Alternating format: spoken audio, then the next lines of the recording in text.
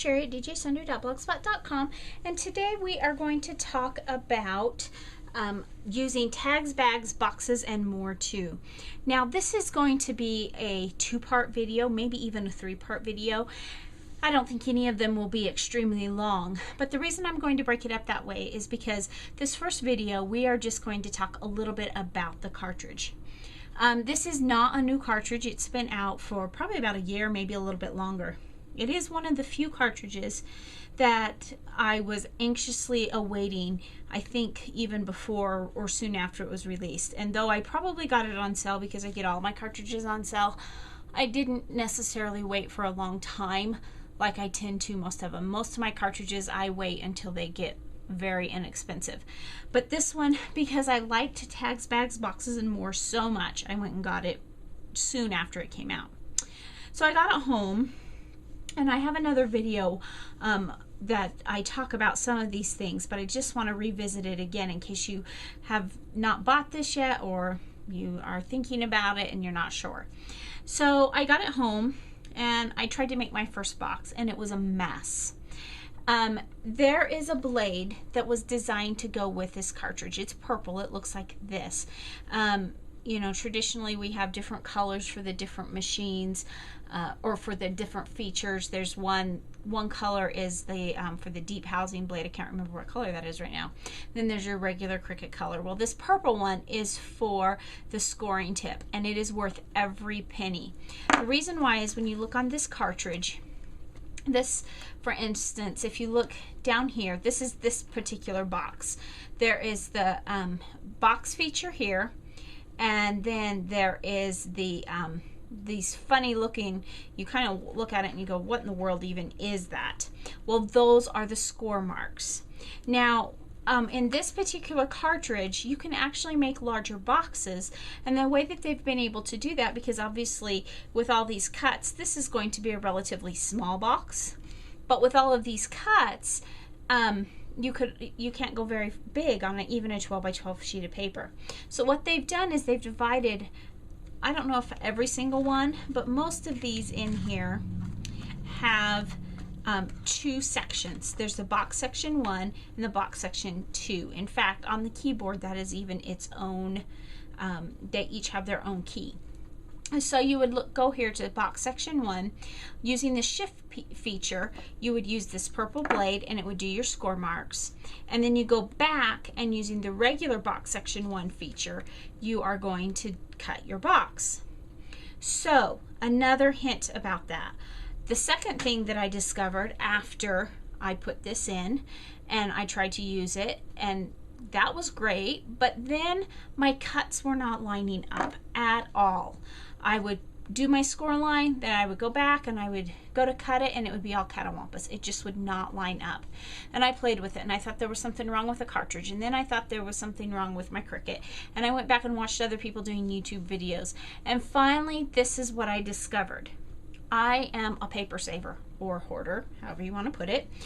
You cannot use the paper saving button with this cartridge, because the way it exactly positions these score marks on the page so that the box will cut around it. And if your paper savings feature is on, it throws it all off because it moves each one of these to be saved by the paper. So the first tip, purchase this blade. I don't even know how well you could use it without it. The second tip, if you're like me and you save your paper, for using this cartridge, take that feature off because it did not work appropriately for me.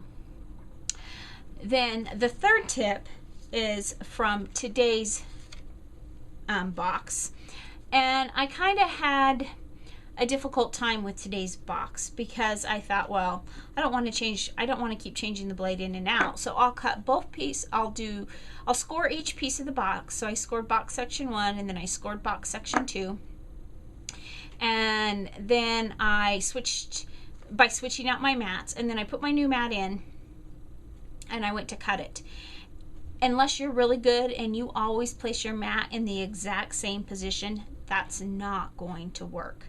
You need to do your score lines leave your mat in the Cricut, take out the blade, and how I did that is instead of removing the mat from the Cricut, I hit line return, and then I use my arrow over to bring it back to the home spot. Then I put in my cutting blade and I cut that section. And then I pulled out the second mat that was prepped and ready for my paper, and it cut perfectly, beautifully lined up. So the box I'm going to show you today is this box on page, it's box number 23, and or button number 23, I think is how they go by that. I'm not sure. No, that's not right. Anyway, I don't know what the 23 is, but it's on page 49, and I did the Easter basket. Now I know it's not Easter time. If you're watching this video as soon as it goes up, this is July, but that's okay. I cut out the Easter basket, and I used box section 1 and box section 2.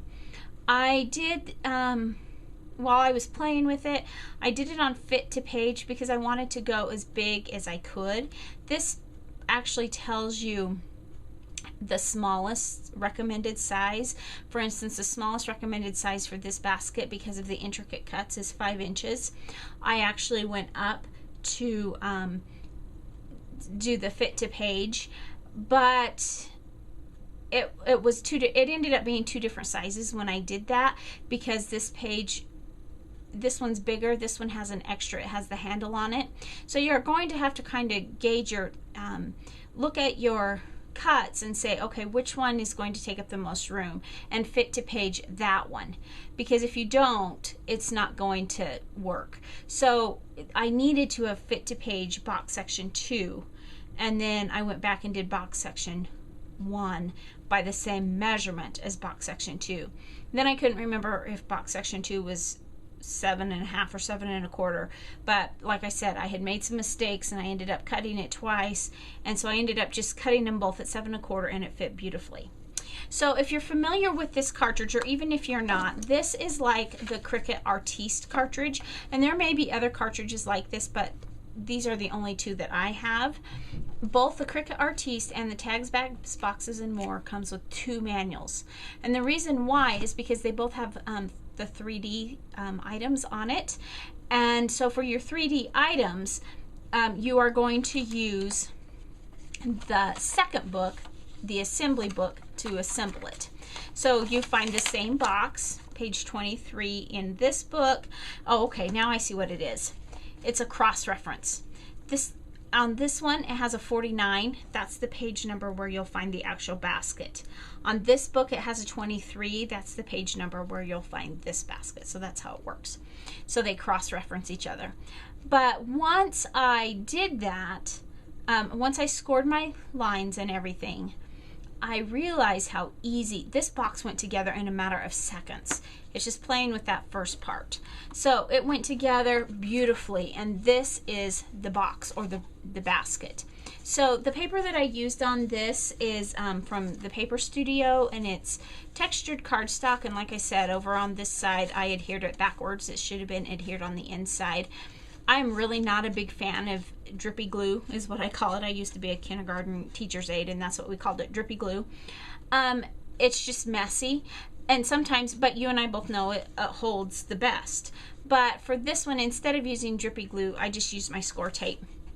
And I only needed 2 pieces. I needed it to adhere it here when the box came together, and then on the inside to adhere the 2 pieces together, and then it just simply folded inside of each other. You could maybe, if you wanted to, if you were worried about the stability of it, you could maybe fit another piece on the inside, but I noticed if you fit it too far over, it kind of pops out the side, so you kind of have to be careful there. So here is my basket. Now I am going to be decorating this basket for the 4th of July, so check back soon and we will have a video sometime in the next few days about this decorated basket. So thanks so much for stopping by today. I hope this inspires you to go pull out your Tags, Bags, Boxes, and More too if you have one, and if you don't have one and you're interested in it, it's a cartridge I really recommend. It has a lot of dimensional projects in it. It's just fun. So thanks so much for stopping by today, and remember, take some time to enjoy the little things. Have a great day. Bye.